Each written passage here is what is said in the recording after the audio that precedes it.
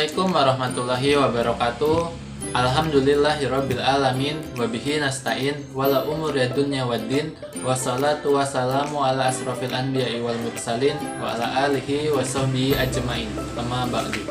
Segala puji mari kita panjatkan kehadirat Allah Subhanahu wa taala atas segala nikmatnya yang telah diberikan kepada kita semua. Nikmat sehat, nikmat taufik, hidayah, inayah, dan nikmat yang paling besar yaitu nikmat iman dan nikmat Islam. Salawat serta salam tak lupa kita sanjungkan kehariban Nabi besar Muhammad Sallallahu Alaihi Wasallam yang telah membawa kita dari zaman jahiliyah menuju zaman yang terang benderang ini. Pertama-tama izinkan saya memperkenalkan diri. Nama saya Agung Kuncoro, NPM 19 01011005 dari jurusan Pendidikan Agama Islam Fakultas Tarbiyah dan Ilmu Keguruan Institut Agama Islam Negeri Metro. Video ini dibuat untuk memenuhi tugas ujian tengah semester mata kuliah Al-Quran, Hadis, dan pembelajarannya. Jadi, pada kali ini saya akan menjawab 5 pertanyaan yang berhubungan dengan pendidikan 4.0. Tanpa berlama-lama, langsung saja kita ke pembahasannya.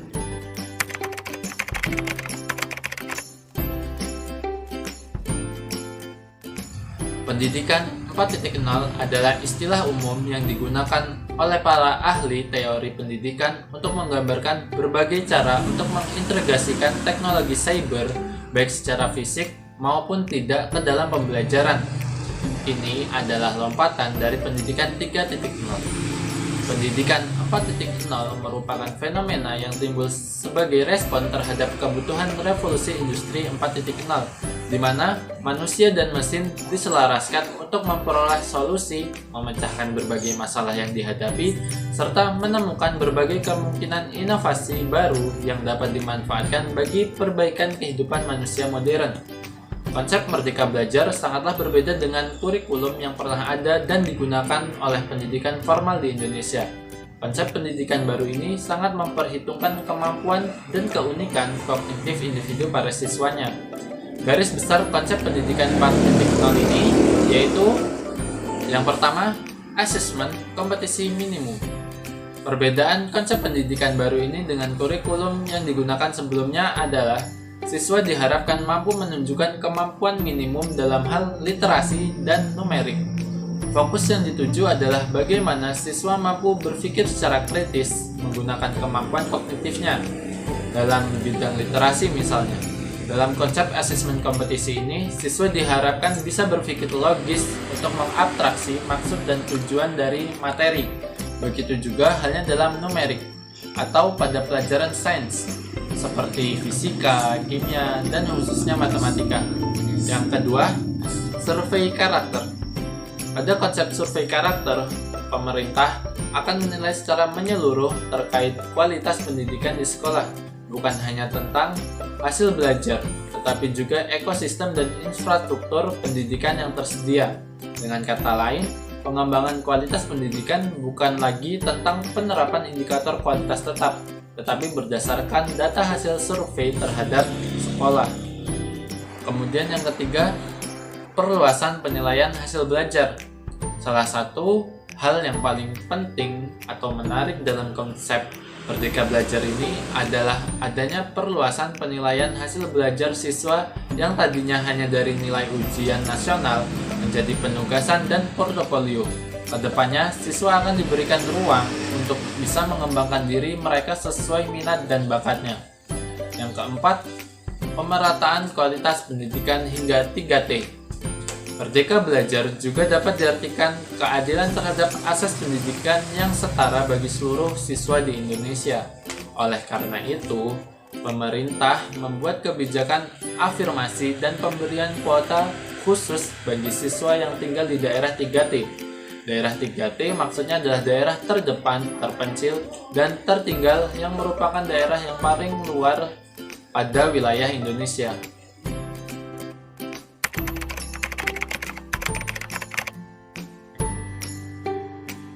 Jadi, rancangan perencanaan pembelajaran Al-Quran, Hadis, dan pembelajarannya yang saya miliki dalam menyambut era pendidikan 4.0 ini adalah dengan mengembangkan inovasi pembelajaran blended learning. Blended learning adalah pembelajaran yang mengkombinasikan antara pembelajaran konvensional atau luring dengan pembelajaran secara online atau daring dengan memanfaatkan berbagai macam media dan teknologi untuk mendukung belajar mandiri dan memberikan pengalaman belajar kepada peserta didik. Pembelajaran blended learning seharusnya dapat memudahkan peserta didik dan pendidik dalam menjalankan proses pendidikan serta menjadikan peserta didik dan pendidik bekerja sama guna mencapai tujuan pendidikan yang saling menguntungkan.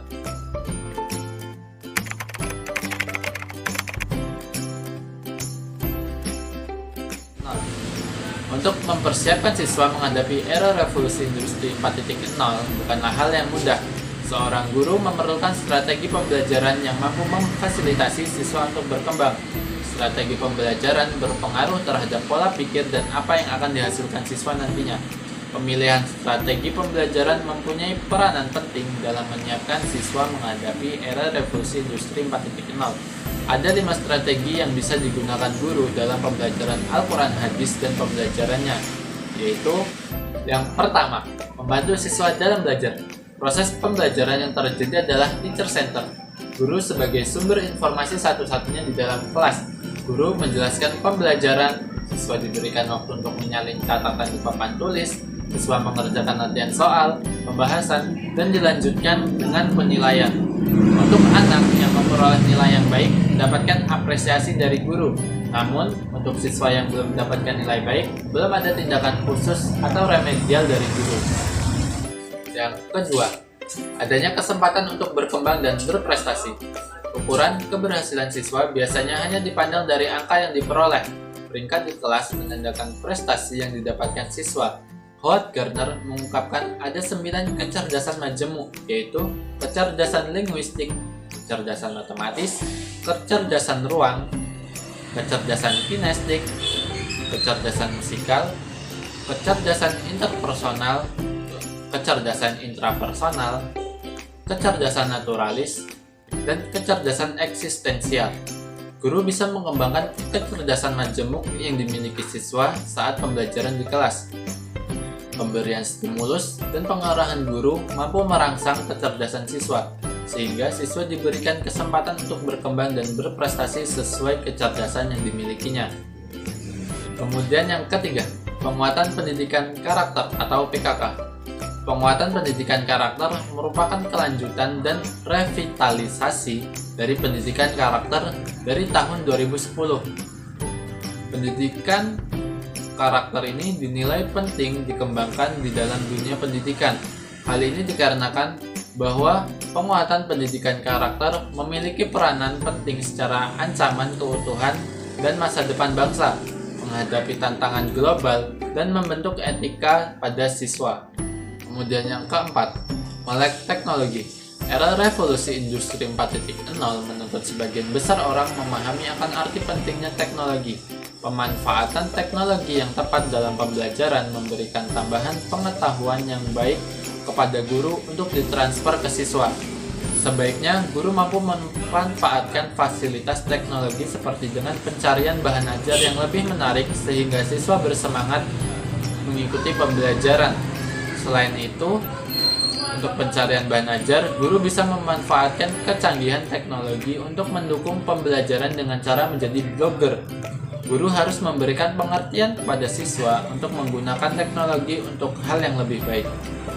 Kemudian yang kelima, menjadi guru efektif. Guru efektif adalah guru yang selalu berpikir bagaimana cara menjadi lebih baik.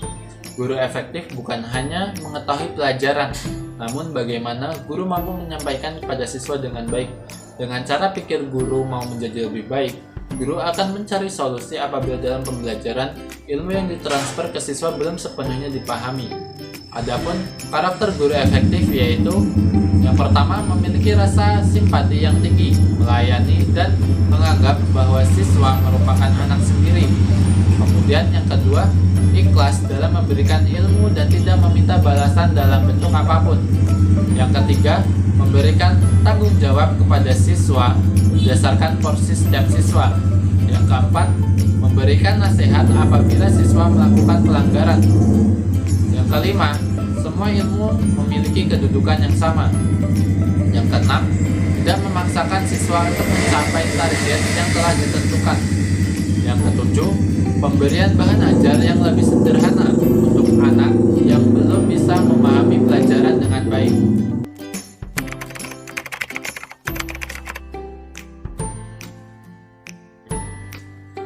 Di era pendidikan 4.0 ini, media pembelajaran dituntut untuk dapat menghadirkan suasana belajar yang menyenangkan dan efektif. Artinya, guru ataupun dosen wajib mengembangkan media pembelajaran berbasis TI atau teknologi informasi yang menarik dan tepat sesuai fungsinya. Begitu juga halnya dalam pembelajaran Al-Quran, hadis, dan pembelajarannya. Pada saat ini telah begitu banyak tersedia platform pembelajaran yang berbasis teknologi informasi yang digunakan sebagai media pembelajaran. Misalnya seperti Google Classroom, WhatsApp, Moodle, Schoology, Kahoot, YouTube, Microsoft Teams, dan masih banyak lagi. Semua platform ini memiliki kelebihan dan kelemahan, sehingga dalam menggunakannya seorang guru ataupun dosen harus terlebih dahulu mempelajari cara penggunaan dan cara menangani kelemahannya.